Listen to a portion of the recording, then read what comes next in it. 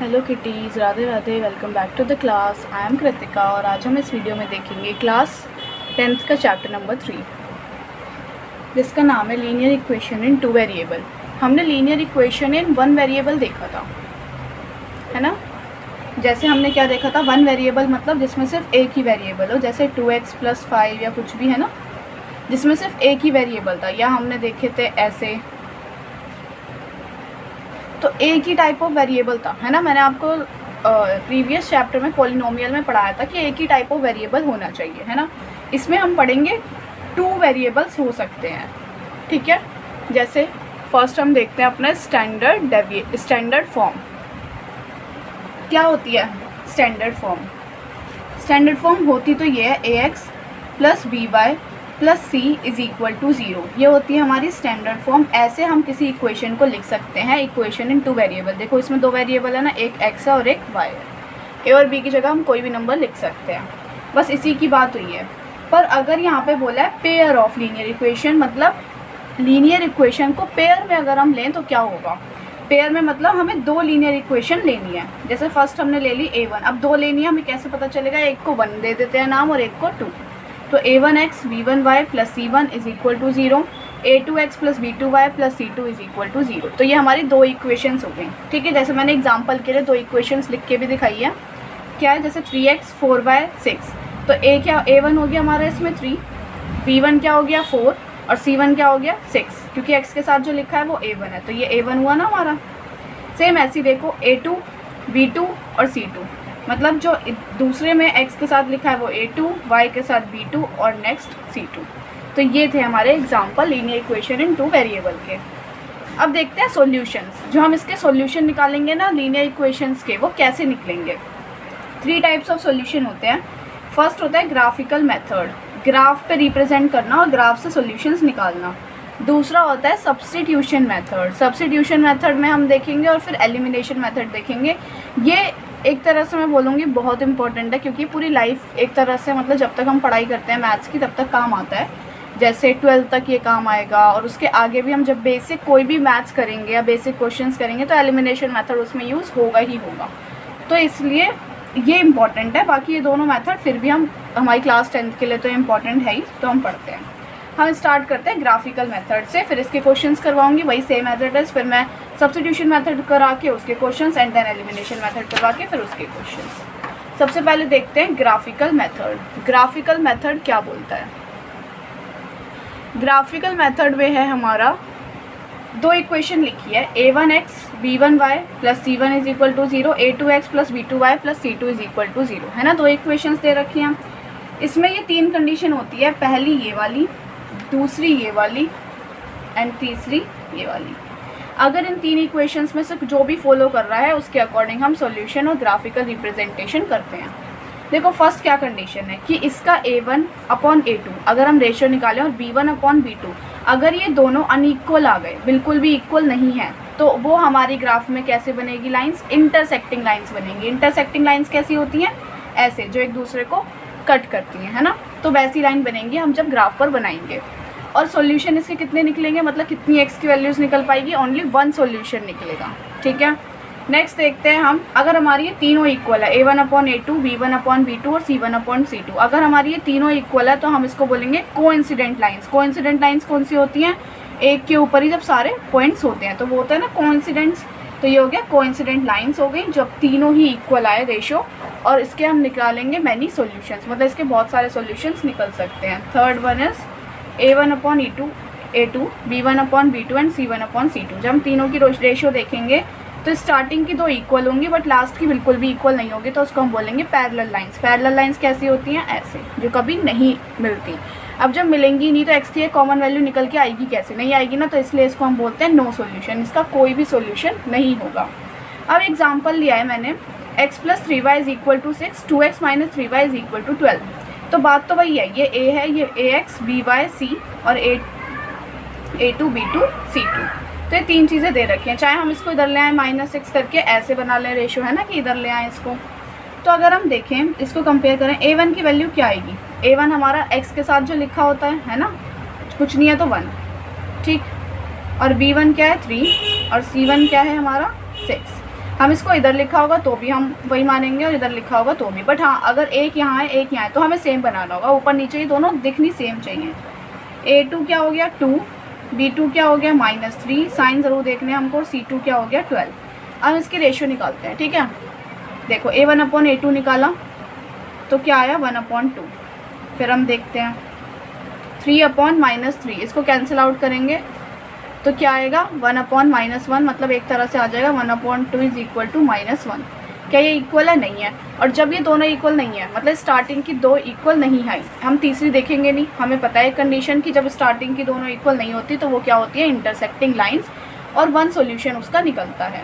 तो हम इसका सॉल्यूशन निकाल के देखते हैं, इसका वन सॉल्यूशन कैसे निकलेगा। ठीक है, हमने ये चीज़ करी। सबसे पहले हमने यहाँ से देख लिया कि कौन सी लाइन बन रही है इंटरसेक्टिंग, और इसका एक सॉल्यूशन निकलेगा। तो हम देखते हैं इसका सॉल्यूशन निकाल कर। तो हम देखते हैं इसका सॉल्यूशन कैसे निकलेगा। कैसे निकालते हैं इसका सॉल्यूशन, ये रही हमारी दोनों इक्वेशंस, यही थी। सॉल्यूशन निकालने के लिए हमें क्या करना होता है, हमें सबसे पहले बनाने होते हैं दो बॉक्सेस। दो इक्वेशन है इसलिए हमने दो बॉक्सेस बना लिए, ठीक है। और ऐसे इसको डिवाइड कर देते हैं, बस ऐसे क्यों किया है देखो, यहाँ लिखेंगे x की वैल्यूज़, यहाँ लिखेंगे y की वैल्यू, और हम सिर्फ दो निकाल लेते हैं अप्रॉक्स, है ना। ज़्यादा निकालने की ज़रूरत नहीं है, दो से भी हमारा आंसर आ सकता है, आप कितनी भी निकाल सकते हो, बट हम दो निकाल कर चलते हैं, ठीक है। तो ये हमारा मान लिया ये x + 3y = 6 वाली इक्वेशन का बॉक्स है, और ये हमारा 2x - 3y = 12 वाले का बॉक्स है। सेम ऐसे ही एज इट इज़ प्रोसेस करना है आपको, ठीक है। अब कैसे निकालेंगे, एक बार सबसे ईजी है, हम वैल्यूज़ रख के देखेंगे। तो सबसे ईजी वैल्यू, सबसे पहले 0 रख के देखो, किसी को भी समझ लो। मैंने x को 0 रखा इसमें फर्स्ट इक्वेशन में, तो क्या आएगा x + 3y = 6, इसमें मैंने 0 रख दिया, तो y की वैल्यू निकल कर क्या आ गई 2। x को 0 रखा तो y आ गया 2, ऐसे रखेंगे, ठीक है।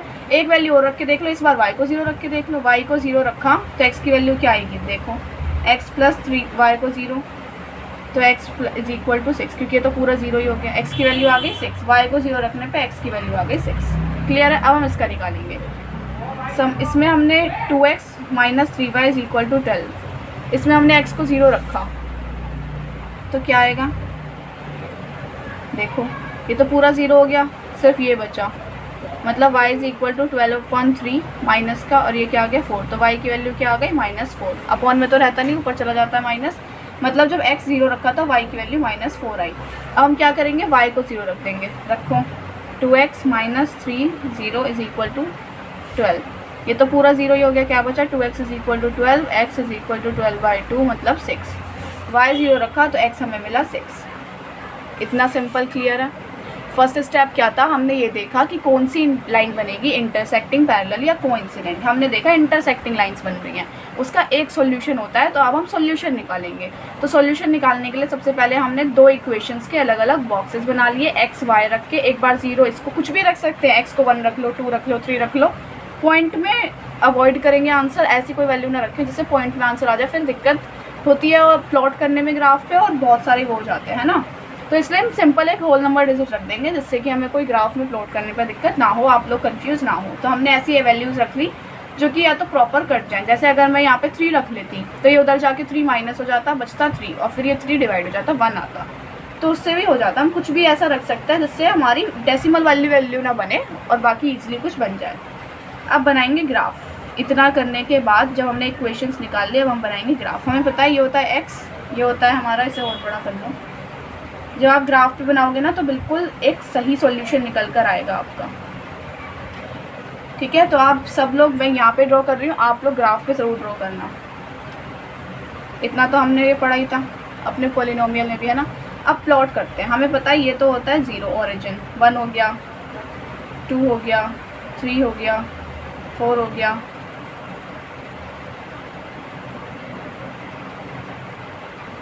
5 हो गया, 6 हो गया। यहाँ रख लेते हैं ना x की वैल्यू। अब देखो y की वैल्यू रख लेते हैं 1 2 3। हमें दोनों की यहीं प्लॉट करनी है, क्लियर है। -1 -2 -3 -4 ऐसे देख लेंगे कहाँ कहाँ तक वैल्यू जा रही है, वो तो हम ले ही लेंगे, है ना। x की वैल्यू तो कहीं जानी थी, तो हम बस कितनी भी ले लेंगे, इतने ले लो जाए, क्लियर है। अब प्लॉट करते हैं अपना ग्राफ। देखो क्या बोला था, x 0 है तो y की वैल्यू क्या आ रही थी 2। दैट मीन्स x की वैल्यू तो कोई प्लॉट होगा नहीं, सिर्फ y पे ही प्लॉट होगा, है ना। तो करके देखते हैं, x 0 तो y 2 कहाँ पे बनेगा, दूसरा मार्कर चेंज कर लेते हैं पेन, ठीक है। तो कहाँ बनेगा, x 0 और y 2 मतलब यहाँ पर, है ना। तो ये हो गया एक पॉइंट, जो कि क्या नाम है इसका, 0,2। दूसरा है x 6 और y 0 मतलब x 6 एंड y 0, y तो 0 ही है, तो एक ये वाला पॉइंट हो गया। और इसका नाम क्या बनेगा हमारा, इसका कोऑर्डिनेट्स क्या बनेंगे, 6,0। ये हो गए फर्स्ट इक्वेशन के दोनों पॉइंट। अब हम क्या करेंगे, इसको ज्वाइन कर लेंगे।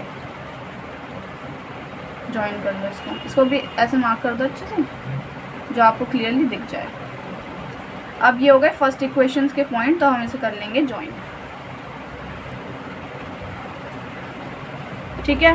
और अब इस इक्वेशन पे लिख देते हैं किस चीज़ की इक्वेशन है हमारी, ये हमारी कौन सी इक्वेशन के नंबर पॉइंट्स हैं, x + 3y = 6 के पॉइंट्स हैं। अब दूसरी वाली के निकालेंगे, x 0 तो y -4। तो देखो x 0 तो y -4 मतलब यहाँ पे आ जाएगा ये पॉइंट, ठीक है। इसके अलग से कर देते हैं जो आपको क्लियरली समझ आ जाए,